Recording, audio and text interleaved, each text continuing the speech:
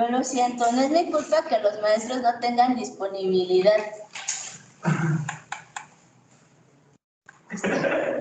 Ok, muchachos, vamos a empezar. La clase pasada veíamos lo que era la oferta monetaria. Ajá, ya hablábamos de que el Banco Central determinaba la oferta monetaria. Pero hay que tener en cuenta algo, muchachos. El Banco de México, y era lo que yo les decía, el Banco de México determina de manera indirecta la oferta monetaria. ¿Cómo determina la oferta monetaria el Banco de México, muchachos? Acuérdense que tenemos los instrumentos monetarios. Estos van a ser las operaciones de mercado abierto.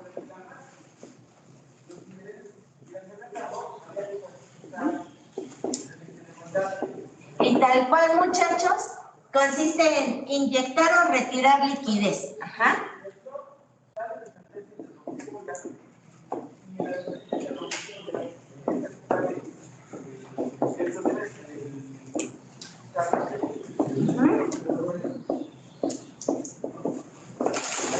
Por medio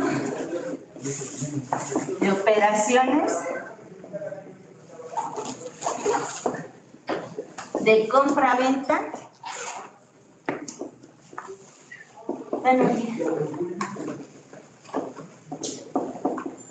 de títulos del gobierno. Aquí lo que tenemos, muchachos, es tal cual el uso de los CETES, de las UDIs, de los bondes para inyectar o para retirar liquidez de una economía. Por decir, si el Banco de México quiere inyectar liquidez a nuestra economía, lo que hace es comprar CETES. Dame tus CETES, yo te regreso tus 10 pesitos. Si lo estamos haciendo en una operación de reporto, recuerden que el precio es diferente, ya no se los compran a 10 pesos porque lo están vendiendo antes de que termine el periodo de 28 días. ¿Estamos de acuerdo? Y ahora con los CETES en directo, bueno, pues ya ven que hay una pequeña variación en la ganancia, que no es la gran cosa. Que ahorita es uno de los instrumentos pues más estables, aunque sigue estando por debajo de la inflación. Creo que tiene 6.25, está pagando de tasa de descuento, ¿no? ¿Cuánto está la tasa de los CETES? De memoria, muchachos, y más los financieros. 5.75. ¿Eh? 5.75, más o menos, 6. Voy a pegar. Más o menos, así le voy a decir. Tiene 5.59, más o menos. No, 5.99.5. ¿Puedo cambiar el carro? Sí, adelante, chaval. Y entonces, ¿qué vamos a tener con esto, muchachos? Si el Banco de México necesita retirar liquidez, también lo que hace es ejercer una operación de venta de CETES.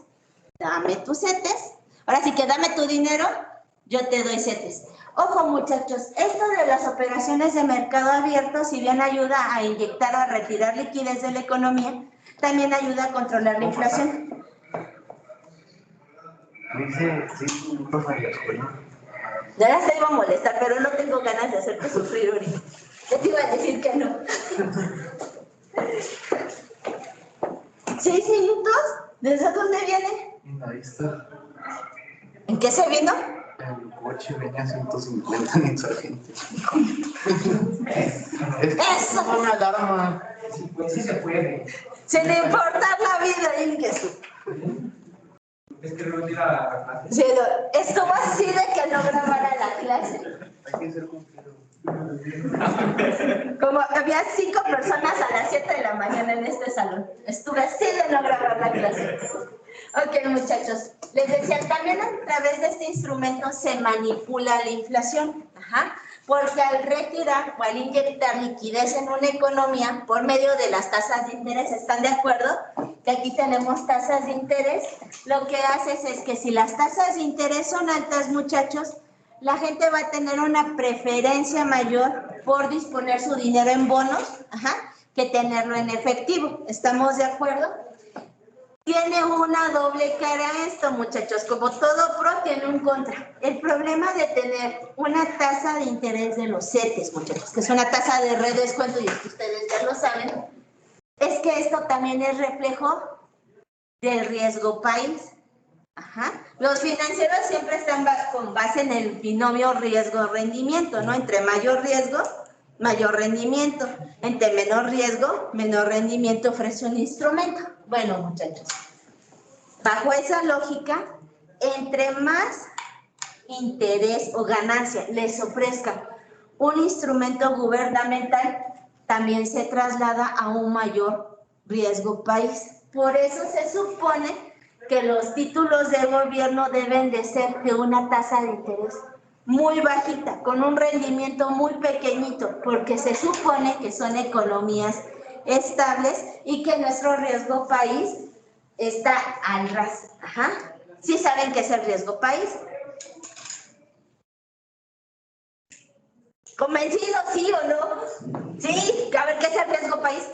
Pues es la liquidez o solvencia de un país a cubrir sus necesidades, por así decirlo. Entonces, esta es la confianza que brinda un país para, no sé, para invertir o para saber que, no sé, el Fondo Monetario va a decir, pues su riesgo país es de tal, vamos a darle un crédito, pero su riesgo es, no sé, C. Entonces es difícil de que confíen, por así decirlo, en darle un crédito al país, dependiendo de cuál sea. Exacto, Chaparrito, gracias. Entonces, acuérdense, muchachos, el riesgo país dice que son calificaciones, valga la redundancia, que nos otorgan el mismo mercado y organismos internacionales y refleja precisamente qué tan probable o nuestra capacidad de pago, qué tan probable es que México pague, qué tan probable es que México no pague. Por decir, después de la crisis de 1994, muchachos, los CETES llegaron a estar en 8.60. O sea, ese era el precio al que les vendían el CETE y se los pagaban a 10. O sea, el precio del CETE siempre ha sido de 10 pesos. Pero imagínense comprarlo a 8 pesos con 60 centavos. Y en uno de los picos peores de la crisis llegó a estar en 7.31. O sea, dicen, bueno, son 2, 3 pesos. Pero ustedes saben que la ganancia de los CETES radica en el volumen. Hay que tener también en cuenta, muchachos, que en aquel entonces no existía lo que hoy son los CETES en directo. Los CETES no eran de venta al público en general, solamente se vendían a empresas, ahora sí que era deuda interna o deuda externa, y se acabó. También por ahí llegaron a estar los tesobonos, que era deuda contratada en pesos, pagada en dólares. Viva don Carlos Salinas de Gortari. Sí, ahí se nos fue un buen de dinero. Entonces, ahí están. ¿Qué otro instrumento vamos a tener para manipular, muchachos, también la oferta monetaria?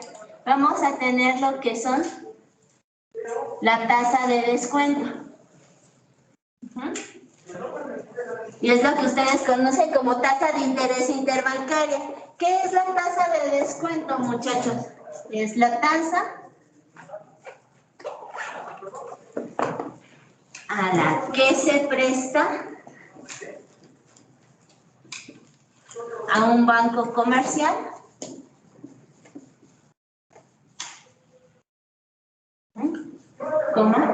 por parte del Banco Central con el objetivo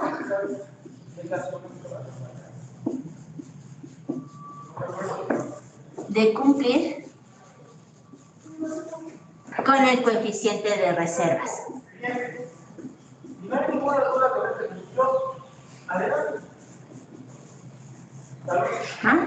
¿Qué vamos a tener con este, muchachos? En este caso lo que hacemos es que cuando los bancos, ¿se acuerdan que vimos la fórmula del multiplicador monetario donde hablábamos del coeficiente de reservas que eran reservas entre depósitos? Bueno, sabemos que hay un coeficiente de cajón que debe ser el 10%, ese no se mueve. Bueno, cuando un banco comercial no cumple con ese coeficiente de reservas, muchachos, entonces se puede hacer acreedor a sanciones y multas por parte del Banco Central, sea aquí, sea en cualquier otro país, que lleve una política monetaria más o menos estable. Entonces, ¿qué hacen estos bancos para cumplir con este coeficiente de reservas en caso de no tenerlo?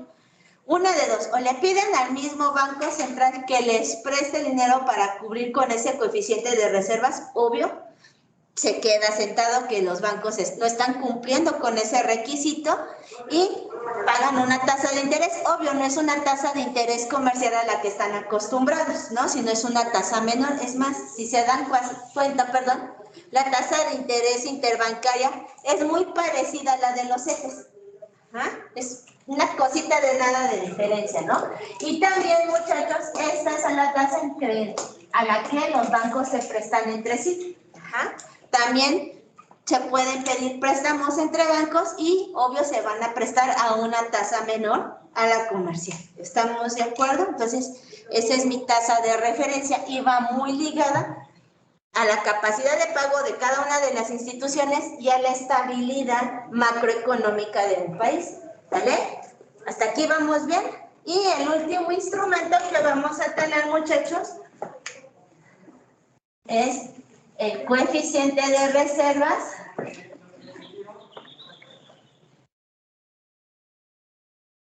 o encaje legal.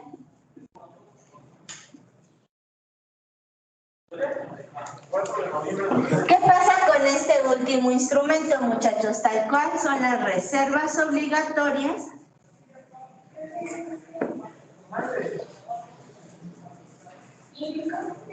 de un banco comercial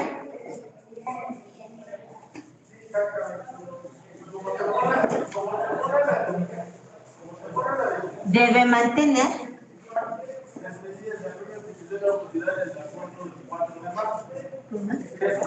para hacer frente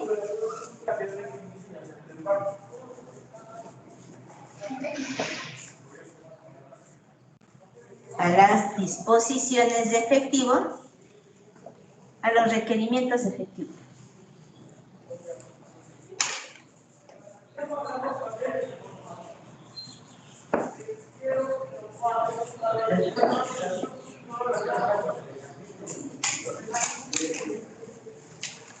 Por parte de los ahorradores.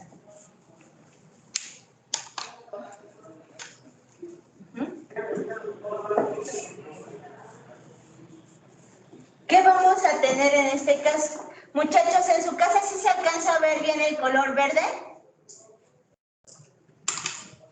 ¿Habla Ouija? Sí, profesora. Sí, sin problema. Ok.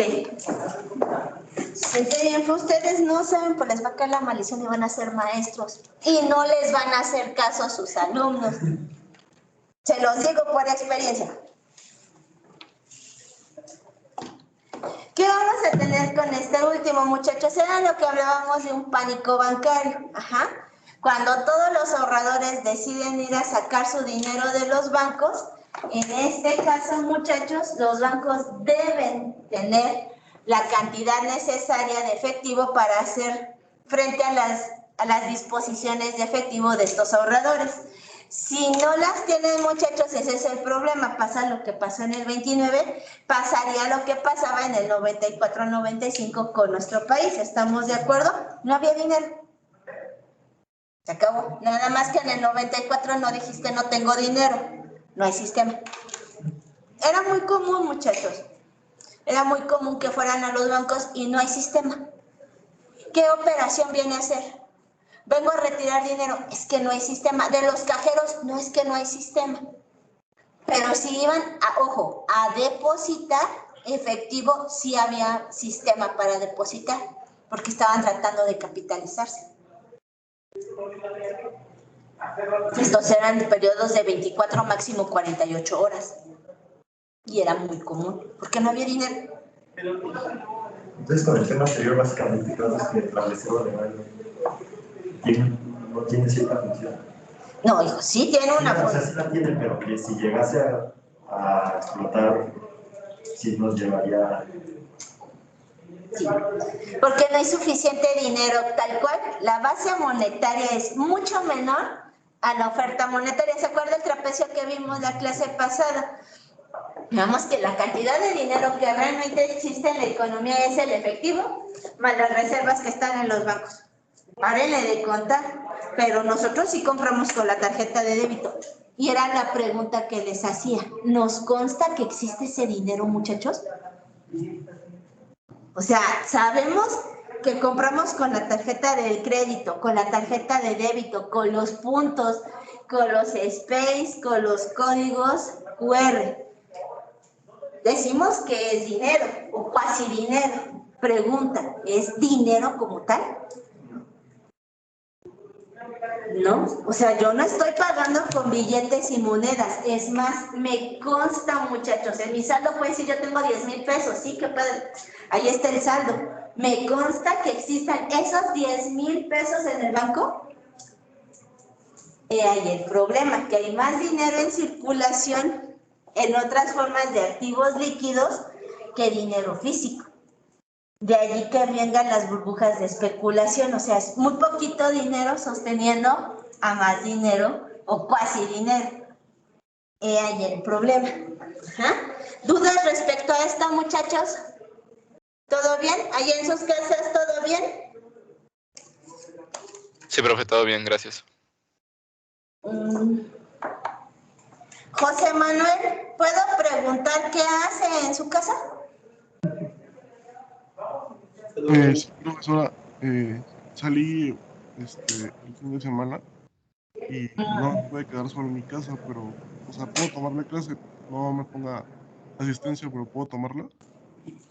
¿Puedo tomar la clase? ¿Va a ver?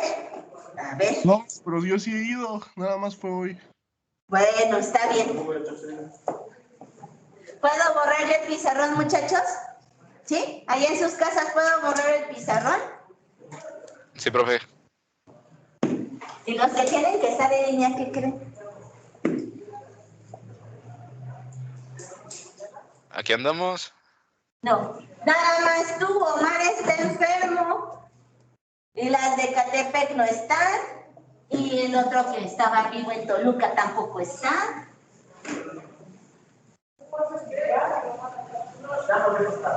¿Ya ven? Ni porque los dejan quedarse dormidos. Ahora sí, vamos a ver desempleo e inflación. ¿Y por qué en México amamos el desempleo y preferimos el desempleo antes que la inflación, muchachos?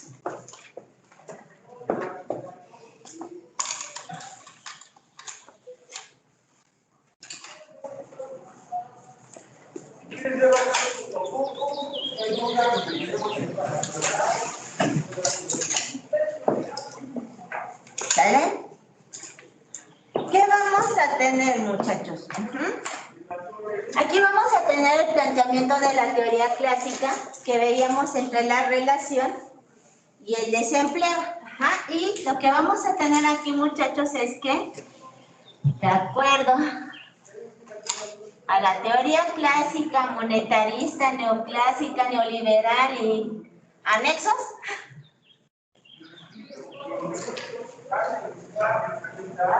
teoría clásica, monetarista, neoclásica, y hasta allí existe una relación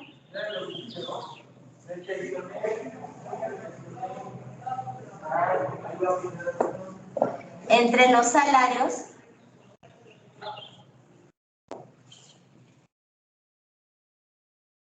inflación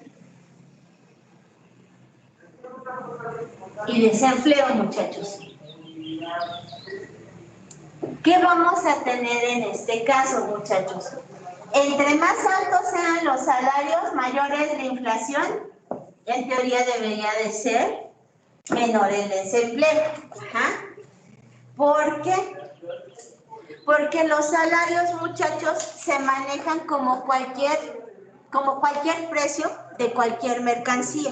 O sea, para los clásicos, muchachos, el factor trabajo no debería manejarse como algo aparte, como un sector independiente. Es una mercancía como cualquier otra y se debe regir por las leyes de la oferta y la demanda. Se acabó. ¿Estamos de acuerdo? ¿Qué va a pasar aquí, muchachos? Vamos a partir de la famosa tasa natural de desempleo, y la curva de Phillips. ¿Qué es la curva de Phillips? La inflación con base al desempleo y Exacto, la inflación y el desempleo, muchachos. En los países como México, muchachos, cuando se tienen altos niveles de desempleo, relativamente tenemos controlada la inflación hasta hace poco. Ajá. ¿Por qué? Si ustedes no tienen trabajo, ¿pueden consumir? Sí, consumo Sí. autónomo. ¿Mm? Pues entra el consumo autónomo. Ok, que mantenemos un consumo autónomo. ¿Qué tanto consumo autónomo? Pues, si no hay ya la basura, pues ya. Dice mantenemos, pero ya, ojo, es un consumo, acuérdate que el consumo autónomo no depende de tu nivel de ingreso. Entonces, ¿qué vamos a tener aquí, muchachos? Ustedes se quedan sin trabajo, ¿van a poder consumir al mismo nivel? ¿Se van a poder seguir yendo al cine, comprar ropa, bla, bla, bla, bla, bla? No, mantenemos un consumo autónomo de ese de supervivencia, ¿no? De, pues, medio comer, medio vestir, tratar de sobrevivir, ¿no? ¿Qué vamos a tener bajo ese escenario, muchachos? Si no tenemos trabajo, obvio nuestro volumen de consumo es menor. Y si nuestro volumen de consumo es menor, pensando en que este salón es una economía, muchachos, y que todos ustedes no tienen trabajo, esta mitad del salón no tiene trabajo y ustedes sí, ¿el volumen de consumo va a seguir siendo el mismo o va a ser menor? Yo soy la empresaria, yo estoy planificando y proyectando mi demanda. Se supone que todos ustedes tenían trabajo. Yo proyecto mi demanda pensando en todos mis consumidores que tienen trabajo. Ustedes ahora ya no tienen trabajo. ¿Voy a poder seguir vendiendo el mismo volumen de producción? ¿Qué va a pasar con mi volumen de producción? ¿Mande? Va a disminuir. Y si disminuye mi volumen de ventas, ¿qué va a pasar con mis inventarios, muchachos? ¿Mande? Menos ganancias. Van a aumentar mi volumen de inventarios. Y si aumenta mi volumen de inventarios, ¿tienen razón que los siga contratando a ustedes? Mejor los corro. ¿Para qué mantener un inventario? Y lo saben mejor los ingenieros, muchachos. ¿Qué es más costoso? ¿Un ingeniero en rotación o un inventario en bodega? Un inventario en bodega nos sale súper caro. Entonces, muchachos, corre personal, trata de sacar el inventario que tienes en stock y vámonos. Ajá. Esto genera, muchachos, esa relación. Entonces, si no consumen, se acumulan los inventarios. Si se acumulan los inventarios, muchachos, hay que rebajar los precios para tratar de sacarlos. Y de esa manera, muchachos, está la relación entre inflación y desempleo. Y vamos a ver el por qué, muchachos. Ojo, en ciertos momentos los programas sociales, en lugar de ayudar, perjudican a la economía. Esto les debe quedar en claro, muchachos. La intervención del Estado en la economía no es buena, no es mala, diría un célebre político mexicano, sino todo lo contrario. No sé si llegan a escuchar, no estamos bien y estamos mal, sino todo lo contrario. Bueno, bajo ese escenario, muchachos, lo mismo pasa con la intervención del Estado. No es buena, no es mala, sino todo lo contrario. ¿En qué sentido? Depende en qué momento se aplique esa intervención estatal. Ajá. En momentos de estancamiento económico, como fue la crisis del 29, muchachos, la intervención del Estado en la actividad económica permitió la reactivación y que se volvieran a recuperar las sendas de crecimiento. Después de esa crisis, muchachos, en la década de los 70, en Estados Unidos, en Inglaterra y en Japón, se dieron cuenta que la intervención del Estado no era tan buena. En México y en Latinoamérica nos dimos cuenta en la década de los 80, precisamente iniciando la década de los 80, que la intervención del Estado en la actividad económica, el haber financiado tantas empresas paraestatales, muchachos, se convirtió en una carga del Estado y se hizo lo mismo que con los clásicos. pues sigue echando, o sea, tú sigue gastando, en cualquier momento se va a recuperar la economía. El problema era que el Estado seguía gastando y tú seguías con una economía deprimida y además con altos niveles de inflación. Recuerden que México en aquel entonces ya tenía 3 dígitos de inflación. Nosotros nos quedamos en 3, otros países de América Latina entre 4 y 5, y pues está actualmente el caso de Venezuela, que tiene 1 millón de miles de % de inflación. ¿Estamos de acuerdo? Y nada más, cualquier cosa, ¿no? Entonces, ahí viene esa relación. Aquí, muchachos, vemos que la intervención del Estado no es prudente en la actividad económica. Ahorita, con el desabasto que hay en la cadena productiva, muchachos, el otorgamiento de estos programas sociales, en lugar de generar crecimiento y recuperación económica, lo único que está haciendo es empujar esa presión sobre el nivel de precios. Que es una población menor o que no representa una gran parte de la población económicamente activa. Es cierto, se le está entregando a adultos mayores, se le está entregando a los niños, que aquí son muchos. A ustedes no les toca porque van en escuela de paga, entonces son excluidos, nada más por ese hecho. No importa que tengan que trabajar, ya se asume que ustedes se pueden pagar la escuela y que no necesitan ese dinero. Ese es el criterio de discriminación. Se acabó. ¿Sí? ¿Tampoco les dan a los que estudian en públicas? Claro que sí. Sí. Diga las pronaves, promedios, a beca deportiva. Tú le vendes palma al diablo y tienes beca. Pensaba que no. Sí, los de las públicas también tienen becas. Entonces, eso sí, ahí sí te piden promedio de universidad. Sí te piden promedio, creo que en las prepas no les piden promedio, pero el chiste es que no es una población tan grande. Sin embargo, ejerce presión sobre los niveles de inflación, porque es una demanda que no se considera, muchachos. O si le estás considerando, ¿qué tanta presión va a ejercer sobre los precios? Por eso les digo, hay que analizar, y por eso nos hacen burla los economistas. ¿De qué depende? O nuestra famosa, vamos a titularnos de economistas. La política depende. ¿Esto funciona? Depende. ¿Por qué? Es que depende. Siempre tenemos que tener en cuenta, muchachos, el contexto. No es lo mismo una crisis de estancamiento económico con precios relativamente bajos a tener una crisis de estancamiento económico con altos niveles de inflación. ¿Sale? Entonces, ¿qué vamos a tener bajo este escenario, muchachos? Vamos a tener que definir qué es el desempleo y los tipos de desempleo. ¿Puedo borrar este pedacito ya? Ahí en sus casas, muchachos.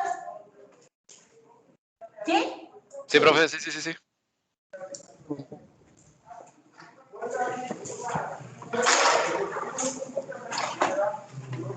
Entonces, desempleo. ¿Oh? Sí. Disculpe.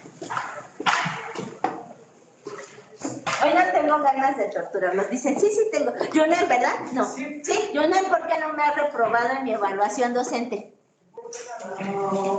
¿Por qué no ha hecho la evaluación docente? ¿Ya lo había hecho, hijo?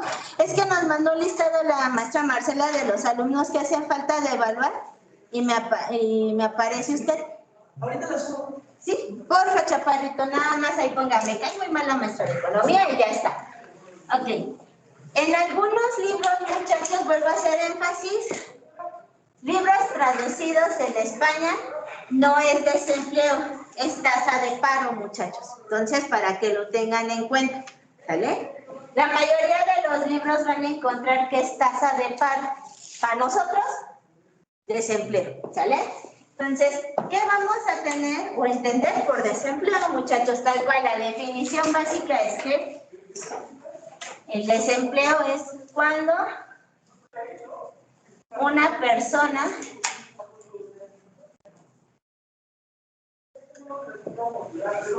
está dispuesta a trabajar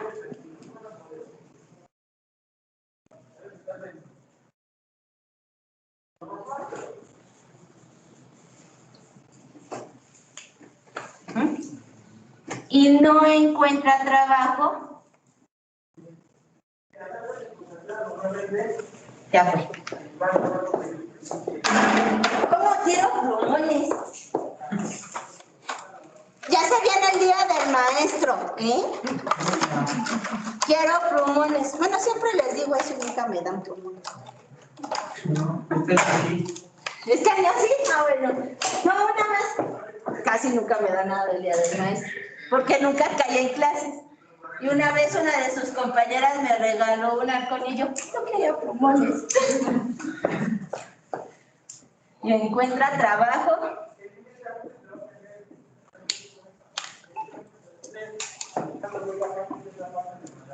Acorde a sus capacidades.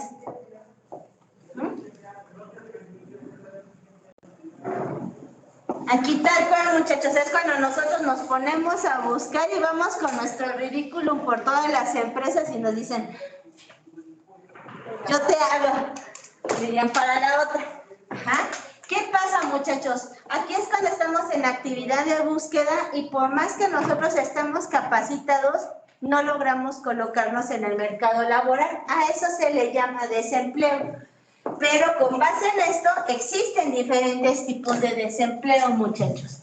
Ya medio los habíamos comentado cuando veíamos la teoría clásica. Está el desempleo friccional.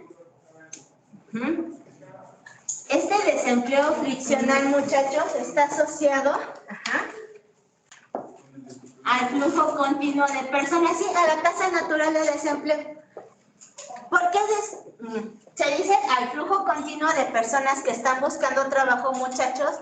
Al hecho de que ustedes apenas se están incorporando al mercado laboral, ya que ahorita no trabajan, terminaron su licenciatura y casi al otro día que terminamos la carrera agarramos y abrimos OCC y empezamos a buscar trabajo, ¿no? Nosotros ahí ya formamos parte del desempleo friccional. Por decir, dijo usted que estaba trabajando y dijo, bueno, ahorita de momento renuncio a mi trabajo porque me tengo que venir a la universidad. Ese es desempleo friccional. No planea quedarse así, sino dice, bueno, de momento renuncio, después me incorporaré a otra actividad laboral. Ajá. ¿Qué otro se asocia al desempleo friccional? Nos corrieron del trabajo, muchachos. Ese también es desempleo friccional. Decidimos renunciar a nuestro trabajo. Queremos buscar otro trabajo. Todo ese, muchachos, es desempleo friccional. Por eso se asocia a un flujo continuo y se relaciona con la tasa natural de desempleo. Se dice que el nivel óptimo de la tasa natural de desempleo es el 5% de la población económicamente activa. ¿Estamos de acuerdo? Pues vamos a tener que está asociado al flujo continuo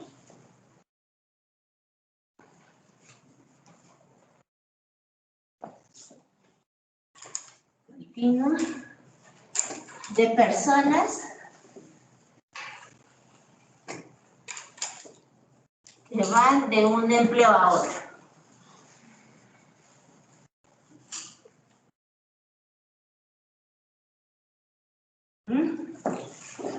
Y suele asociarse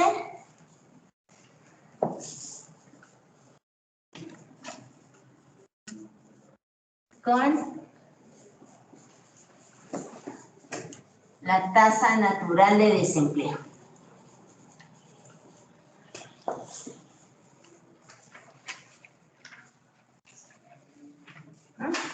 ¿Qué otro tipo de desempleo vamos a tener, muchachos?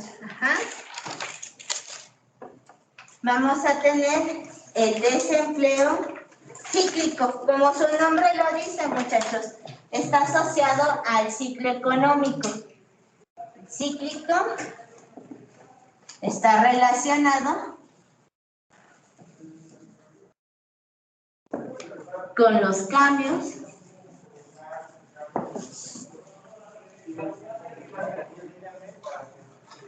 en el ciclo económico.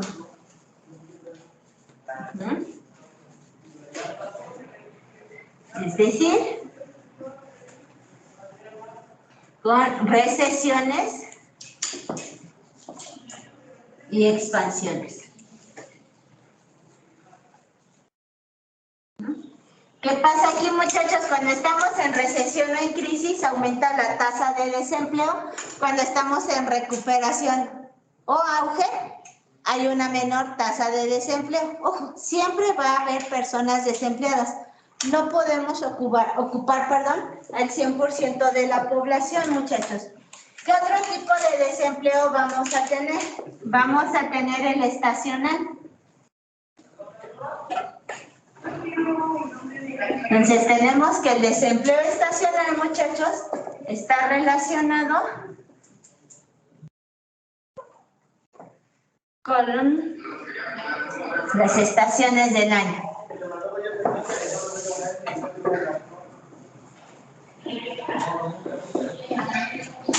¿Ah? Y al estar relacionado con las estaciones del año, muchachos, aplica a empleos, a ocupaciones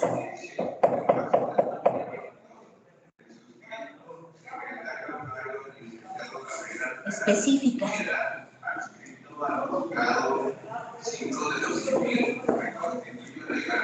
Miren, los voy a cambiar a derecho, que se aprendan las leyes. La agricultura, la pesca o actividades específicas.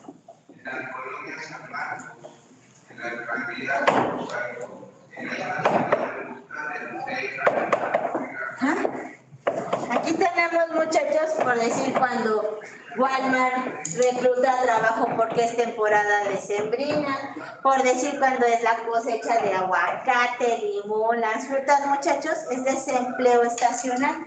No todo el año se está cosechando las mismas frutas, no todo el año es temporada de pesca, entonces a eso se refiere este desempleo estacional. Y por último, muchachos, vamos a tener el desempleo estructural. ¿Qué pasa con el desempleo estructural?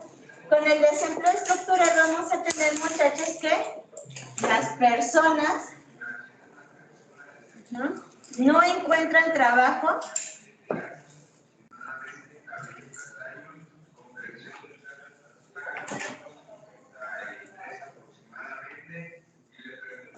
para el que están capacitados.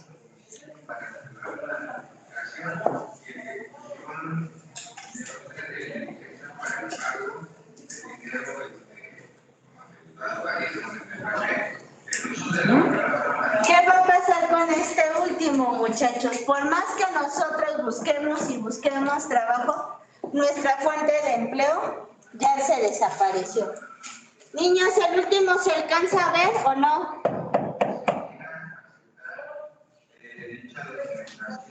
Más o menos. Ahorita lo cambio de color.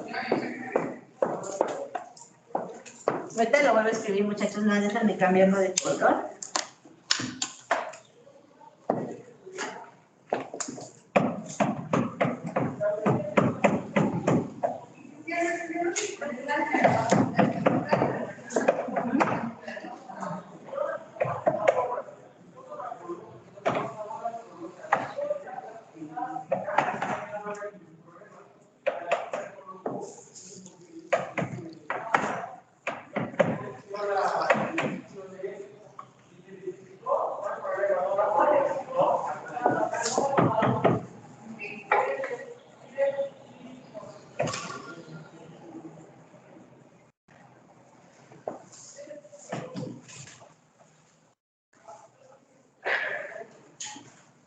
¿Ahora sí? Sí, ahora sí, mucho mejor. Gracias. Entonces terminen de copiar, por favor, muchachos. ¿A todo esto se le llama población económicamente activa? No, la PEA, hijo, es la población que está en edad de trabajar. Ajá. Acuérdese que es de 15 años en adelante y que está en disposición de trabajar. Por decir, las amas de casa no forman parte de la PEA. Porque entonces formarían parte de las tasas de desempleo. Ajá. No todos los adolescentes forman parte de la PEA. Ajá. Entonces son las personas que están dispuestas a trabajar a partir de los 15 años en adelante hasta los 65 en nuestro caso, que es la edad de jubilación. ¿Sale?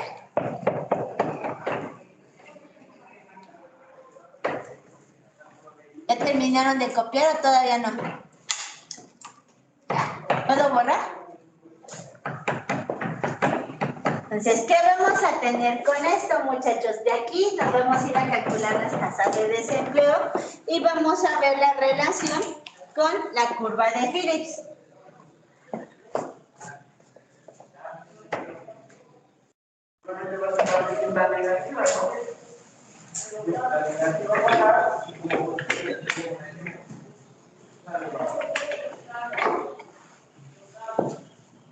¿Qué vamos a tener, muchachos? Vamos a tener que el desempleo, muchachos, es igual a L igual a E más 1, donde L es la población económicamente activa, es decir, la cantidad de trabajo.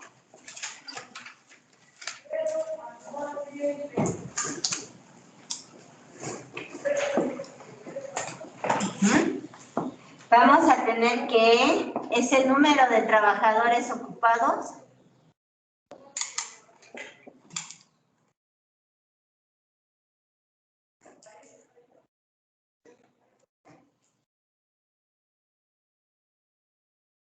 Y U es mi número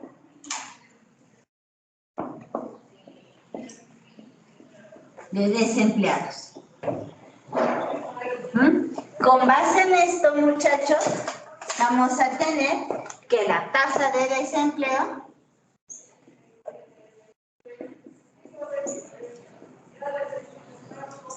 es igual a U entre L.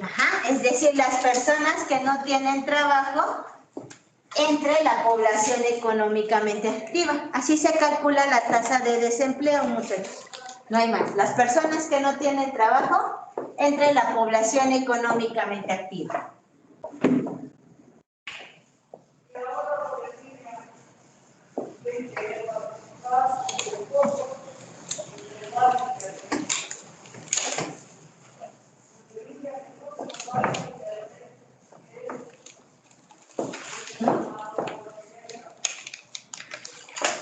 Ahora, ¿qué vamos a tener, muchachos? Si se considera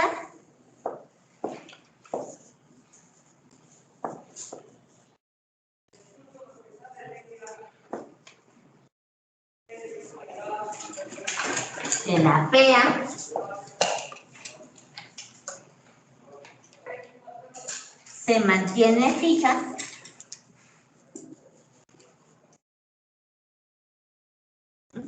vamos a tener que C por U es igual a D por E. Los de economía llevan teorías del crecimiento y el desarrollo. Creo que la llevan en línea, muchachos, o todavía no cursan esa materia. Donde ven el modelo de solo. ¿Todavía no lo ven? Ok. Bueno, ustedes van a llegar a este tipo de ecuaciones en esa materia, muchachos, porque vamos a hablar del estado estacionario. ¿Qué pasa en el estado estacionario, muchachos? Es un punto en que la economía alcanza su máximo posible y se mantiene, si es estacionario, se mantiene estable a largo plazo.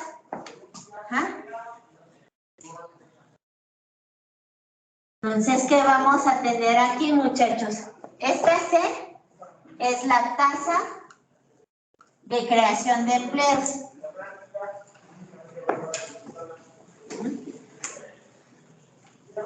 Y esta D minúscula es la tasa de destrucción de empleos, es decir, cuando los corren.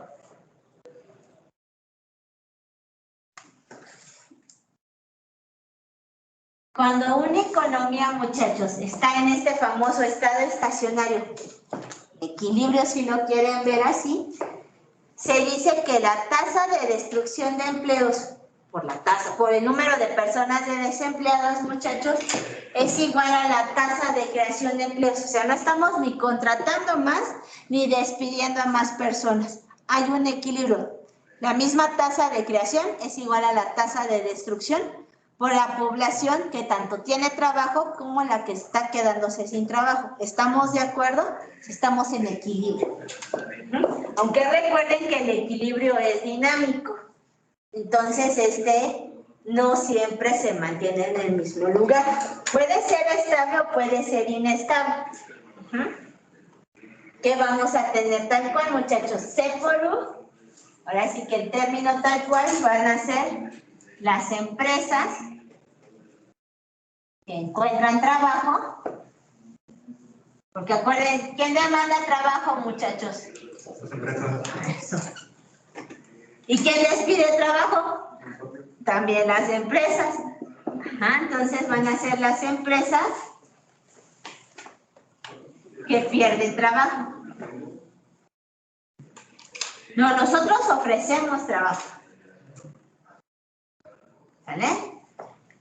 Entonces, con base en esto vamos a tener lo siguiente. ¿Puedo borrar este pedacito de acá? ¿Sí?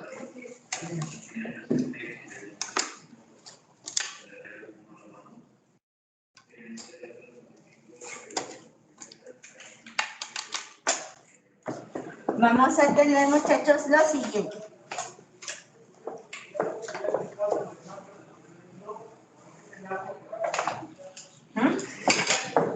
Vamos a tener que si E es igual a L menos U. Es decir, muchachos, partimos de la ecuación que teníamos inicial. De que el trabajo es igual a las personas empleadas más las personas que no tienen empleo. ¿Estamos de acuerdo, muchachos? ¿Sí vamos bien? Despejamos. L es igual a E más U. Por lo tanto, el empleo es igual a L menos U. Lo único que hice fue despejar. ¿Estamos de acuerdo? ¿Qué vamos a tener en este caso, muchachos? Al despejar esta ecuación, sustituimos en la ecuación del estado estacionario.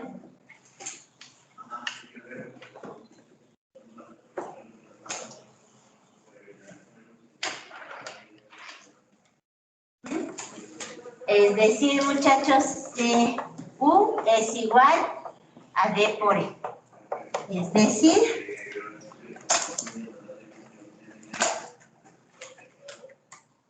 U es igual a D por L menos U. Esto me quedaría CU igual a DL menos D por U. Voy a dividir todo en términos de L. Entre L, ambos lados de la ecuación, muchachos.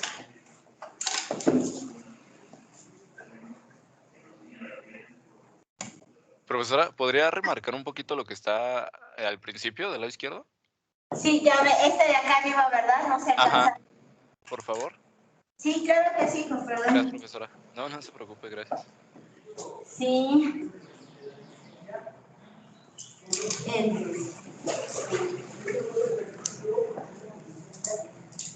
Por lo tanto, es E igual a L menos U. Y eso lo sustituimos en la ecuación del estado estacionario. Digo que me choca. Compro plumones y me los acabo muy rápido. Entonces, dividiendo todo entre L, muchachos, me va a quedar C, U entre L igual a D, L menos D, U, cada uno de estos entre L. L entre L Eso, nada de que se elimina aquí, nadie se elimina. Bueno, ustedes, pero eso es después. Esto nos daría D, factorizamos 1 menos U entre L, muchachos. ¿Qué habíamos quedado que era U entre L? Tasa de desempleo. La tasa de desempleo. Entonces, ¿qué vamos a tener, muchachos? Voy a despejar. ¿Qué está pasando con esta U entre L? ¿Está restando? ¿Pasa? Fíjense cómo está CU entre L es igual a D menos U entre L. ¿Está restando? ¿Pasa? CU L más DU entre L igual a D. Puedo factorizar, muchachos. U entre L es igual a C más D entre D. Despejo. La tasa de desempleo es igual a la tasa de destrucción entre la tasa de creación más la tasa de destrucción. Así se calcula la tasa de desempleo, muchachos, en nuestras economías. Bien fácil, puras variables rápidas. ¿Qué va a pasar con esta tasa de desempleo, muchachos? Aquí vamos a tener que entre más alta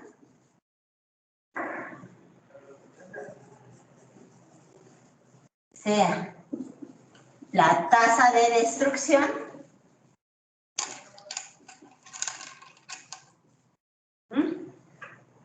mayor será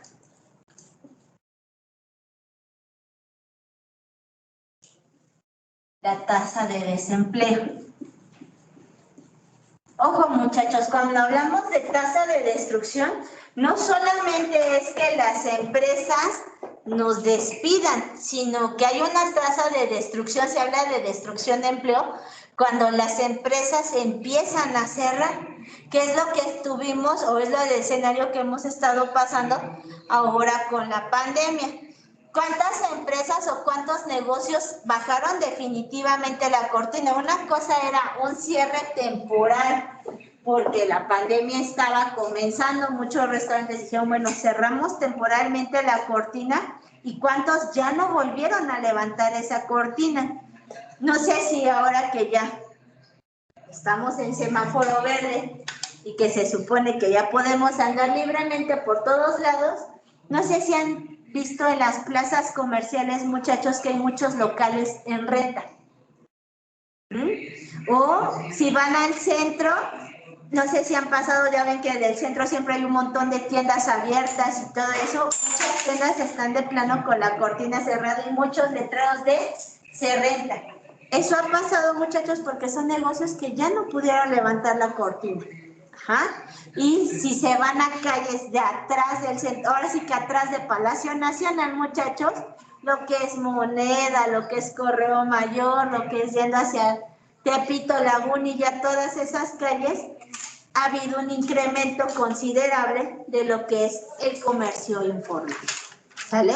Acuérdense, entre mayor recesión, pues hay que buscar, y a todos nos acostumbramos, muchachos, menos a no comer. ¿Sale? Eso es lo que nos está pasando ahorita. Hay una mayor tasa de destrucción de empleo. Dicen, es que se están creando empleos. Sí, pero ¿cuántos empleos estás creando? Se están recuperando los empleos post-pandemia. ¿Seguros? ¿O pre-pandemia? Cuando se está viendo que la gente se está quedando sin trabajo. Y más acuérdense con la modificación a lo que es el outsourcing. Allí hay plan con maña. Están contratando, es la misma cantidad de personas que tenían empleo, muchachos, pero ahora ya están dadas de altas en el seguro. Entonces no necesariamente se están creando más fuentes de trabajo, son exactamente las mismas, pero ahora con otra forma de figura de contratación. Humanizadas, ¿no? Exacto. Sigue siendo lo mismo. ¿Sí, muchachos? ¿Vamos bien?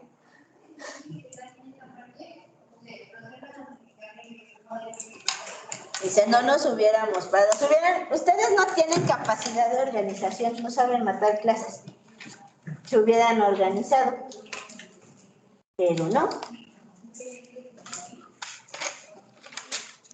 ¿Qué vamos a tener en este caso, muchachos? ¿Puedo borrar? Con base en esto vamos a establecer la relación entre la curva de Phillips, muchachos, y el desempleo.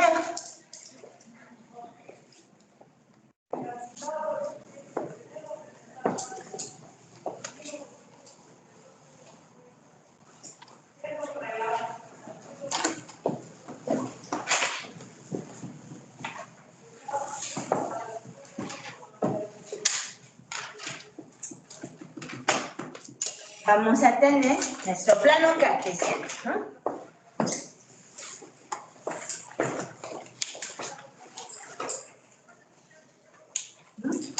En nuestro plano cartesiano, muchachos, vamos a tener lo que es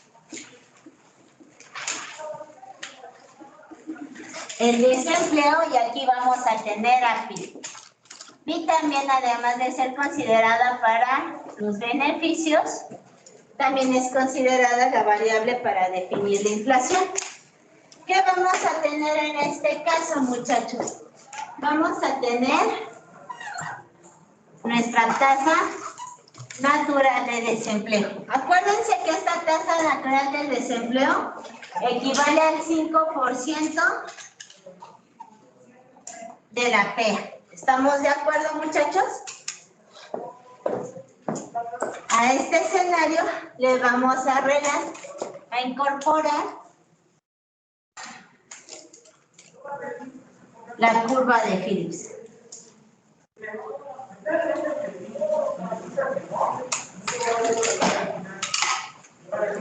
¿Qué pasa con la curva de Phillips, muchachos? Exactamente en este puntito es la relación que muestra la inflación ante el nivel de desempleo. Cuando la curva de Phillips, muchachos, que muestra esta relación entre la inflación y el nivel de desempleo choca o se cruza con la tasa natural de desempleo, encontramos nuestra inflación de equilibrio. ¿Cuál es la inflación de equilibrio? 2% más menos un punto. Estándares internacionales, muchachos. La inflación idónea debe ser del 2% más menos un punto. En México era del 3%, de acuerdo al presupuesto egreso-gasto, a las planeaciones de la economía. La inflación en México debería de ser del 3% con un margen de movilidad de un punto porcentual. 3% más menos un punto, pidiéndole a Dios que sea del 2%. Casi siempre estábamos en el 5, no nada más les recuerdo que hace 3 años atrás medio linchábamos a Peña Nieto por estar en 5. Tenemos 7, pero vamos súper bien. Y me vale lo que me digan de la pandemia.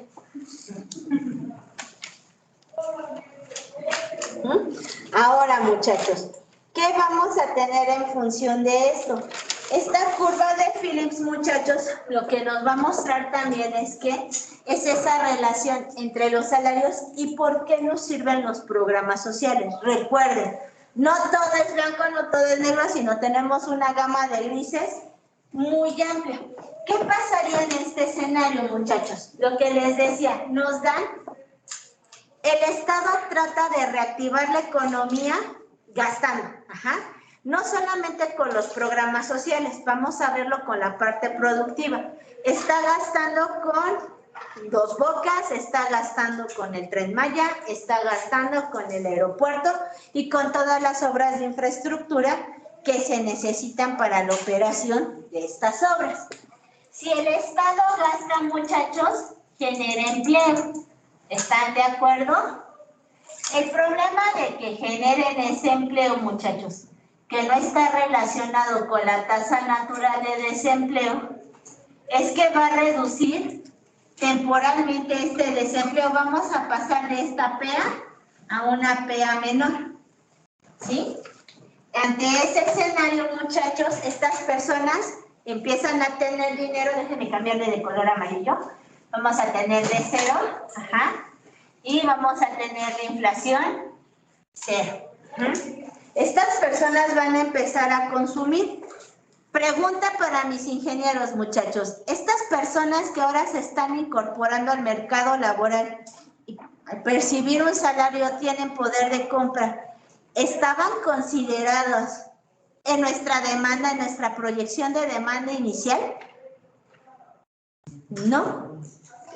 ¿Tengo mucho margen de maniobra, muchachos, para aumentar la producción? No. Entonces tengo personas con un mayor... Yo planifiqué mi demanda, muchachos, para 6. Ahora tengo 15. ¿Qué hago? A lo mejor alcanzo a cubrir a otros 4, pero hay 4 que me van a quedar fuera de mi margen de maniobra. Tengo una población que tiene poder de compra que va a querer adquirir bienes y no los puedo cubrir. ¿Qué va a pasar con los precios, muchachos? Van a comenzar a subir. Ahora, esta es la población en este momento, muchachos. Para el periodo que sigue, probablemente se acaben estas obras. Entonces, a ustedes que los había contratado para empezar a trabajar en las obras de infraestructura, otra vez se quedan sin trabajo. ¿Qué está pasando con mi tasa de desempleo? ¿A dónde volvió a quedar, muchachos? En la tasa natural de desempleo. ¿Y qué pasó con mi inflación? Vuelve a quedar con la misma tasa de desempleo, muchachos, con un mayor nivel de inflación. ¿Qué había pasado con nuestra economía, muchachos, hasta hace algunos años? Llueva, truene, relampaguee, y esto se escucha muy inhumano, muchachos. No importa si se mueren de hambre. Primero, controlo la inflación y después el mundo. Eso era lo que pasaba en la economía mexicana como resultado de la crisis del 94-95. Después de la crisis del 94-95, muchachos, México volvió a experimentar altos niveles de inflación. Nosotros, siempre les he dicho, nosotros ya fuimos Venezuela, no con miles de %, pero sí con inflaciones de 3 a 4 dígitos. No, nunca llegamos a los 4 dígitos, siempre fueron del 3%, o sea, 300, 400, 500, 600, 700, 900% de incremento de los precios. O sea, hemos tenido esos niveles de inflación. Ante ese escenario, muchachos, México estaba experimentando otra vez esos niveles de inflación, alza de precios, la devaluación que hubo del 94-95 y las medidas drásticas fueron: 1, se respeta la autonomía del Banco de México. A partir del 1 de enero de 1995, muchachos, el gobierno federal dejó de tener esa injerencia sobre las decisiones de política económica tomadas por el Banco Central y se respetaron las decisiones del Banco de México. Se dejó de emitir dinero para financiar o cubrir el déficit público. En segundo lugar, primer objetivo del Banco Central, garantizar el poder adquisitivo de la moneda nacional, es decir, controlamos inflación. Un control de la inflación, muchachos, tenemos incremento de las tasas de interés. Por eso les decía que en aquel entonces los CETES pagaban muchísimo. Hay que retirar dinero de la circulación. Yo no voy a llegar y les voy a quitar el dinero, pero estaban las operaciones del corto monetario. ¿Sí saben qué es el corto monetario? ¿Los financieros lo han visto? ¿No? ¿Qué es el corto monetario, muchachos? Pregunté para los de economía. El corto monetario, muchachos, eran operaciones por parte del Banco de México, muchachos, en los cuales se retiraba dinero de la circulación por medio de los balances del Banco de México, de los bancos comerciales. Era retirar dinero de la circulación por medio de los balances de los bancos comerciales. ¿Ah? Entonces, cuando se aplicaba un corto monetario, muchachos, un corto monetario negativo, significa que los bancos comerciales tienen un balance, así como el que vimos la clase pasada de que tienes activos, tienes pasivos. Un corto monetario implicaba, ¿sabes qué? Vamos a mover el coeficiente de reservas. Entonces, prestas menos dinero. Si prestan menos dinero los bancos comerciales, muchachos, ¿qué pasa con la cantidad de dinero, de depósitos de alta liquidez en la economía? ¿Había más o había menos dinero? Si yo les estoy diciendo que pueden prestar menos dinero, hay menos dinero en circulación. Si hay menos dinero en circulación, es más difícil de realizar las operaciones.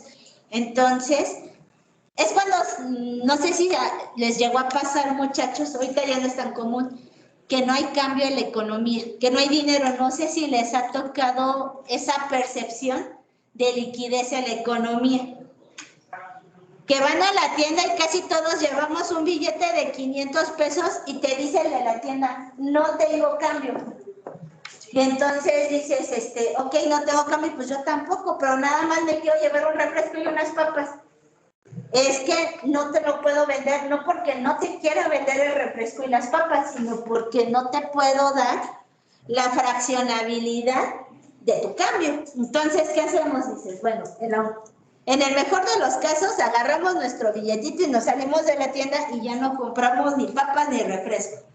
Pero en el peor de los casos, o lo que generalmente hacemos es, bueno, a ver, ¿qué más me hace falta? Y entonces ya no te llevaste nada más el refresco y las papas, ya agarraste el pan Bimbo, ya compraste jamón, ajá, y más o menos buscas una cantidad en la cual te digan, ok, aquí ya te puedo dar cambio.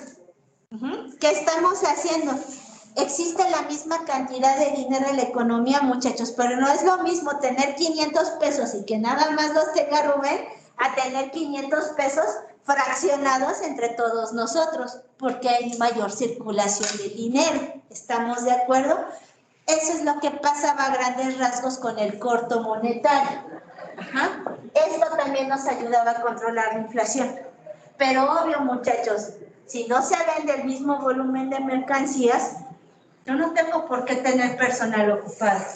Aumenta la tasa de desempleo, se frena el consumo, controla la inflación. Por eso siempre se les habla del cuadrado mágico de la abundancia de la política económica y en términos macro, crecimiento económico, pleno empleo, estabilidad de precios, equilibrio de la balanza comercial. Arreglas 1, muchachos, descompusiste 3, compusiste 3, descompusiste 1. El chiste de diseñar política económica, muchachos, es que se debería de generar crecimiento económico con estabilidad de precios, con un equilibrio de la balanza de pagos y con pleno empleo, ¿no? Por eso se llama mágico. Es muy difícil, muchachos. Y esto lo deben de tener en cuenta todos. Diseñar política económica, muchachos, es favorecer a los más, perjudicar a los menos. Ese es el arte de saber diseñar política económica. Siempre va a haber alguien fregado, muchachos. No le podemos dar gusto a todos. Pero, el arte de diseñar esa política económica es que fueran los más los beneficiados y los menos los perjudicados. ¿Estamos de acuerdo? Eso es lo que pasa con nuestra curva de Phillips. En este caso, muchachos, cualquier medida de política económica que trate de establecer niveles menores a la tasa de desempleo, lo único que va a generar es inflación. Aquí no estamos diciendo es que el Estado es malo y quiere, no, está tratando de darte empleo, está tratando de incentivar el crecimiento. El problema es que te está generando inflación. ¿Por qué generando inflación? Porque estaban tratando de disminuir por debajo de la población económicamente activa. Y a nadie le gusta escuchar, muchachos, que siempre va a haber desempleo. ¿Sale? Entonces ahorita les pongo eso aquí. Sí. Cualquier, en este caso, el uso de la política económica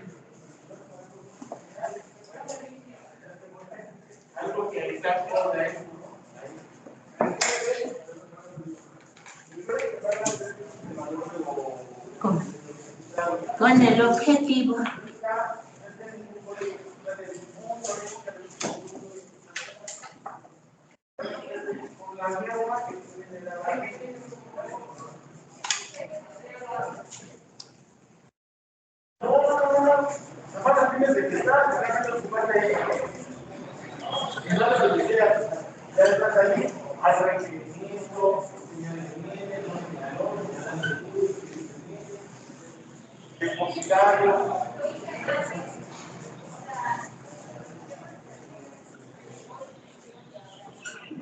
¿vale?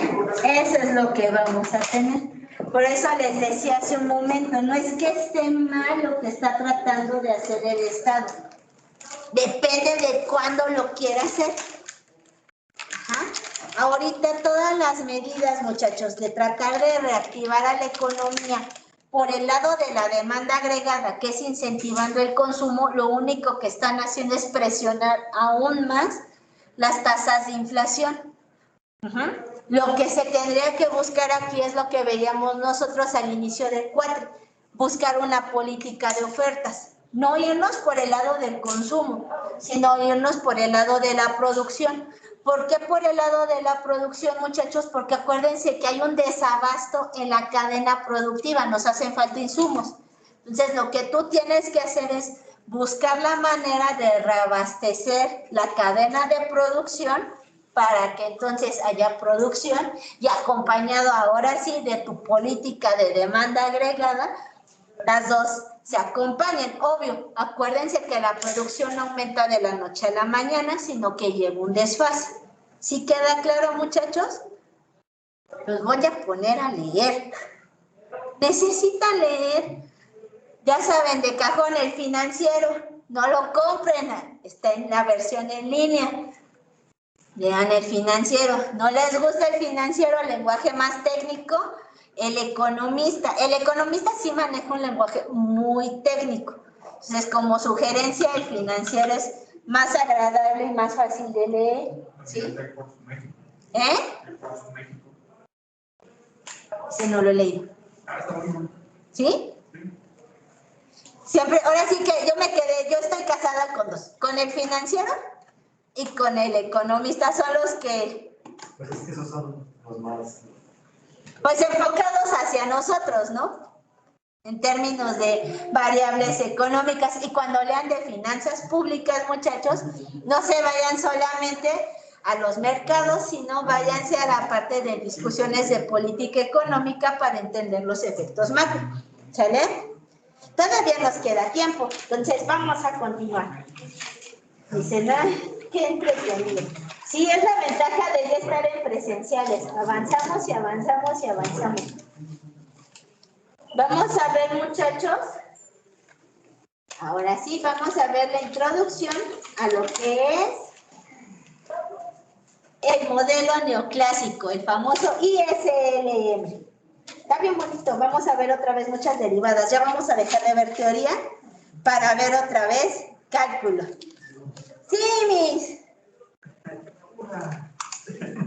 Pues los que estudian economía tienen que ver cálculo hasta el final de los tiempos. Mis ingenieros no pueden decir que no ven cálculo porque son ingenieros. ¿Puedo borrar? Sí, sería ¿qué?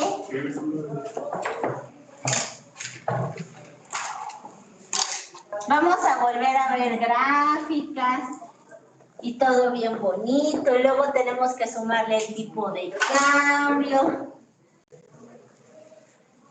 Está bien entretenido eso. Entonces, como título, modelo de síntesis neoclásica.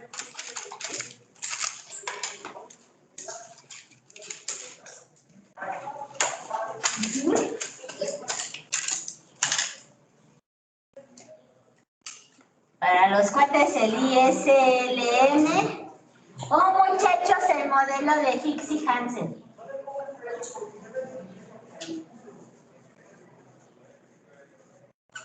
Eso es lo que vamos a ver. ¿Qué pasa con este modelo, muchachos? Esto lo que va a hacer es que es un modelo de demanda agregada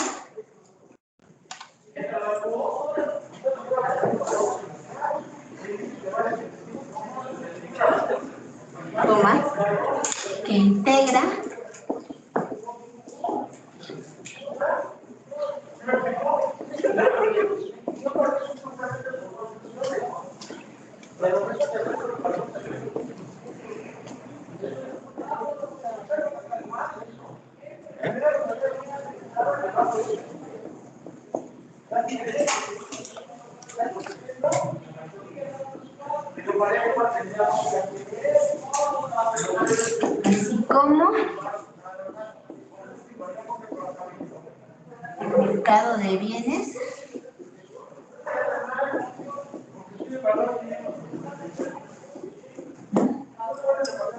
a través de funciones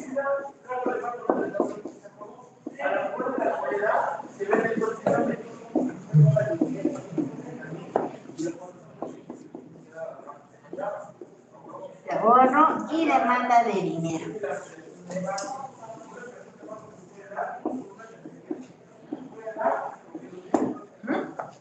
Vamos a tener, muchachos, que el mercado de dinero, el mercado de bienes,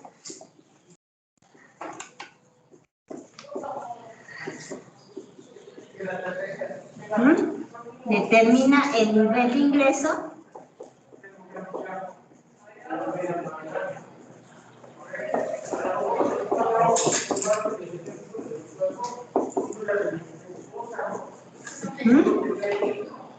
mientras que el mercado de dinero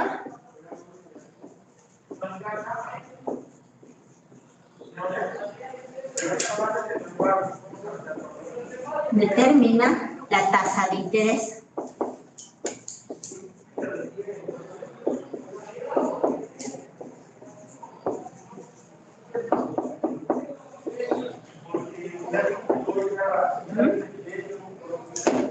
Por lo tanto, se niega la neutralidad del dinero. Berenice, ¿qué es la neutralidad del dinero?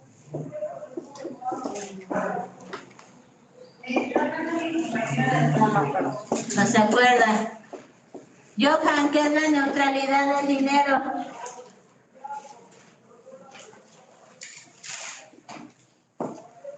Ya no me escuchan cómo empiezan a buscar en sus cuadernos.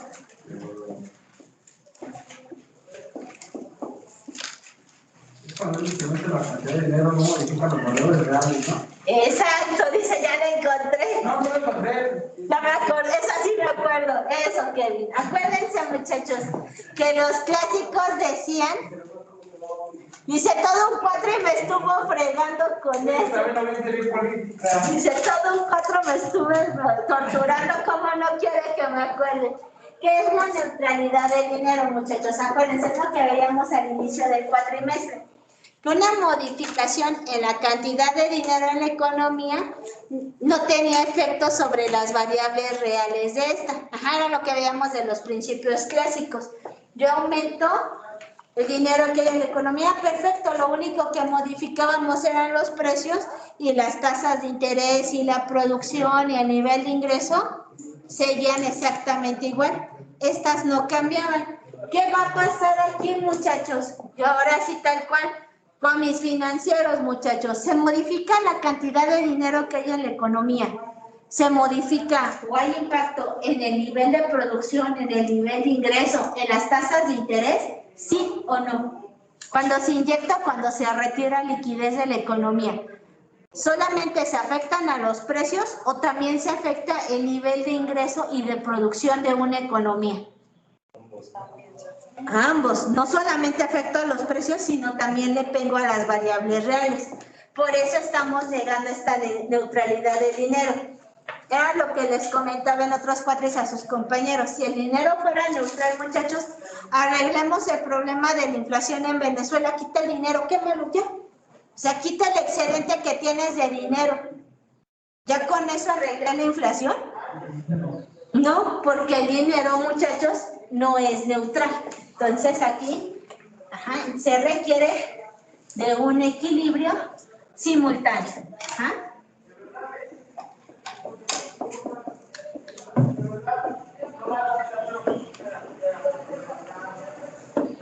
Entonces, ¿qué vamos a tener aquí, muchachos? Vamos a tener lo que es nuestra curva y S. Y ese, muchachos, va a representar el mercado de bienes. Y por sus siglas en inglés, muchachos, esto es inversión y ahorro. Ajá. Y ese es inversión ahorro.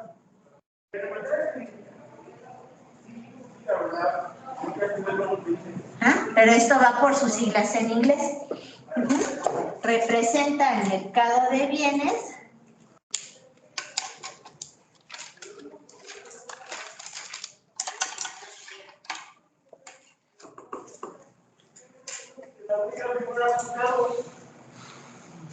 y su curva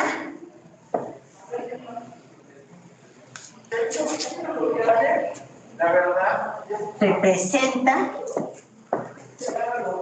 la combinación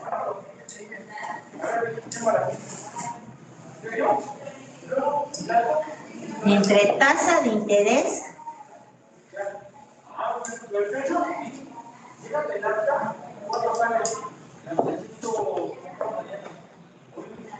y nivel de ingreso de equilibrio.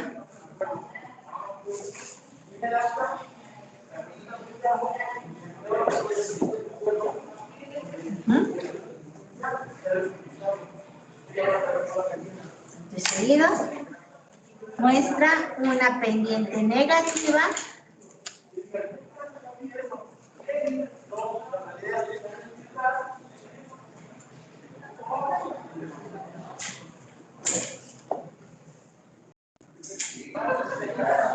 debido a que la inversión, ¿cómo depende la inversión de la tasa de interés, muchachos? A mayor tasa de interés, menor inversión, exacto. Que la inversión depende a la inversa de la tasa de interés. Nada más vamos a ver ahí, es en la clase que viene, vemos a LM.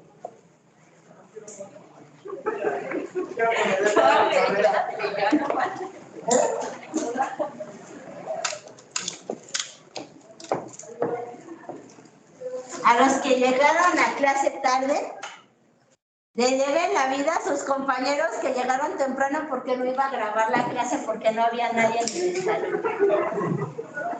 Y los iba a castigar así. Los que llegaron, sí tienen los apuntes. Los que no, se quedaron sin apuntes.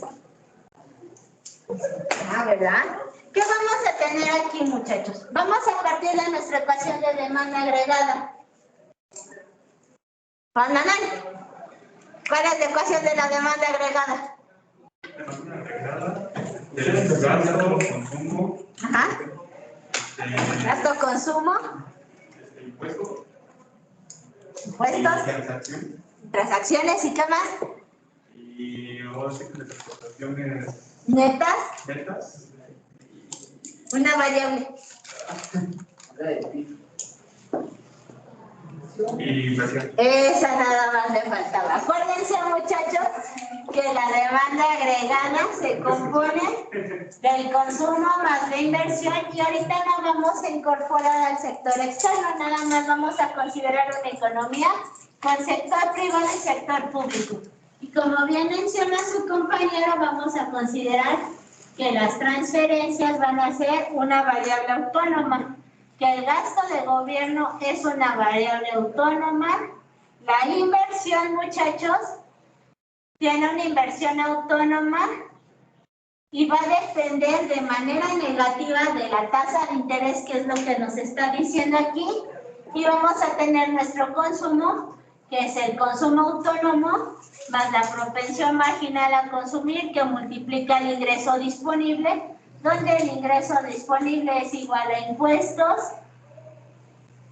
es el ingreso menos los impuestos, donde los impuestos son impuestos autónomos más impuestos al ingreso. Todo esto nosotros ya lo vimos, muchachos. ¿Se acuerdan cuando empezábamos con el modelo keynesiano? ¿Se acuerdan de sus variables o se las pongo otra vez? Otra vez.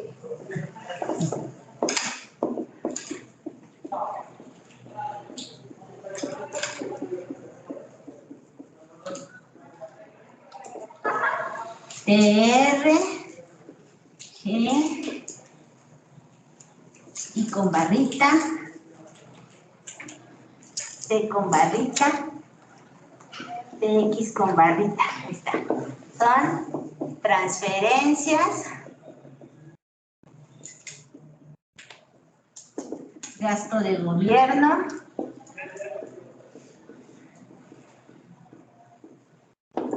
inversión, consumo, impuestos.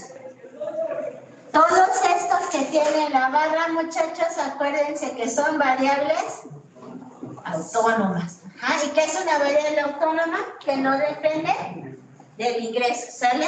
¿Qué vamos a tener con nosotros? Sabemos que Y es ingreso disponible.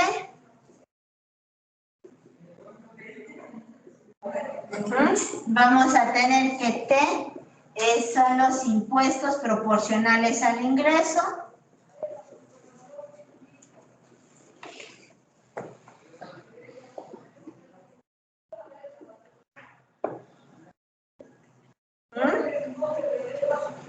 Y Y, que es ingreso. B, muchachos, va a ser mi coeficiente de sensibilidad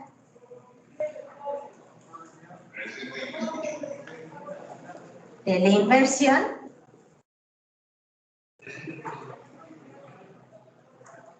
respecto a la tasa de interés.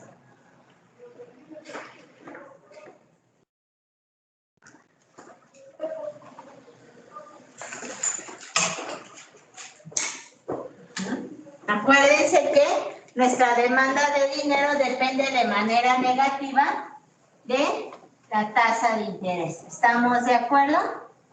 Con base en esto, muchachos, lo que nosotros vamos a tener, y me faltaba mi C minúscula, que es la propensión marginal a consumir.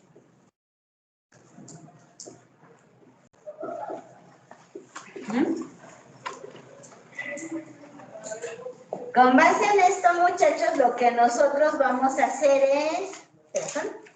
No, ya olvidé. Vamos a dejarle hasta aquí, porque si no, lo voy a hacer rápido y no le van a entender. La clase que viene vamos a despejar todas nuestras ecuaciones y vamos a determinar la tasa de interés para el modelo IS.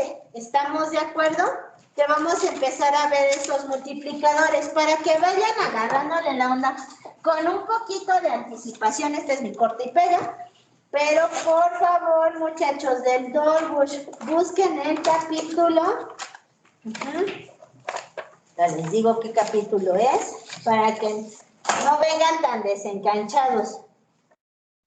Es el modelo, es el capítulo 10, muchachos, para que no estén tan perdidos. Vayan leyendo el capítulo 10, se llama el dinero, el tipo de interés y la renta. Ajá. Si pueden ir leyendo ese capítulo del libro de Dolbush, muchachos, no van a venir tan desencanchados y le van a entender un poquito mejor. No me obliguen a ponerlos a leer, léanlo por cuenta propia. Dicen, no le prometemos nada, pero si pueden del Dolbush, acuérdense, buscan en el índice, tienen el libro que hacen físico, lo tienen en la biblioteca virtual. Lean ese capítulo, muchachos, para que no vengan tan desencanchados. Sí, capítulo 10 es el dinero, el tipo de interés y la renta. Es que tampoco dicen tasa de interés, dicen tipo de interés. Entonces, si lo pueden leer, muchachos, eso les va a ayudar para que le entiendan un poquito mejor a esto de los modelos. Y si se pueden seguir con el 11, que es la política fiscal y monetaria, muchachos, van a entender todos los desplazamientos, todos los desplazamientos que vamos a ver. ¿Vale? Déjenme, les paso lista rápido y ya los dejo irse a descansar.